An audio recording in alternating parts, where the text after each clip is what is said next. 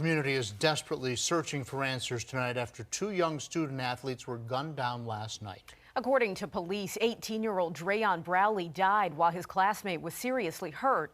Officers say they arrested a suspect a short time later in Campbell County. 10 News reporter Irisha Jones is live tonight at the Meadows apartment complex where this happened last night. Irisha, police have been investigating all day. Several police officers have been here off and on during our time here, and the Meadows Apartments is less than a mile away from EC Glass, where the two young men went to high school. Now, there is a planned vigil going on right now here at the apartment complex where we know one of the teens lived. Neighbors tell us the shooting happened in the area behind those apartments. Lynchburg police back at the Meadows Apartments where two 18-year-olds were shot. One of them, Drayon Browley, died. The other persons, whose name has not been released, is in critical condition. Neighbors say this is the area where the shooting happened. Stanley Woolfolk thought he heard fireworks behind his building as he was getting home. 3 shots.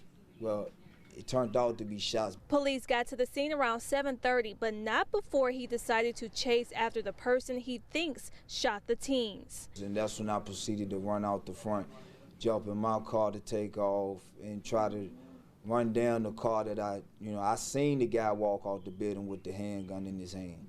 So, I knew exactly that he had to be the shooter and what he was driving because he got in the driver's seat. He says it was his way of helping. I watched them guys grow up.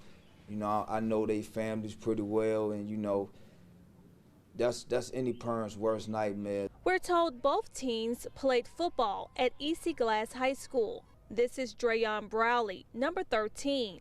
Donna Sanders says her son played football with him. It's one of his classmates, his friend, his teammate. She was able to describe the mood inside the school hours after the tragic shooting. Everybody's signing their name that knows them very well. As a parent, Sanders wants the community to come together during this time. And I send all my condolences and prayers out to the families, to these boys.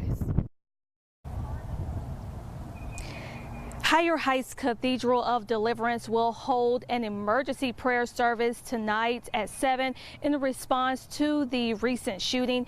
The bishop there tells me that everyone in the community is invited. Live in Lynchburg, Irisha Jones, 10 News, working for you.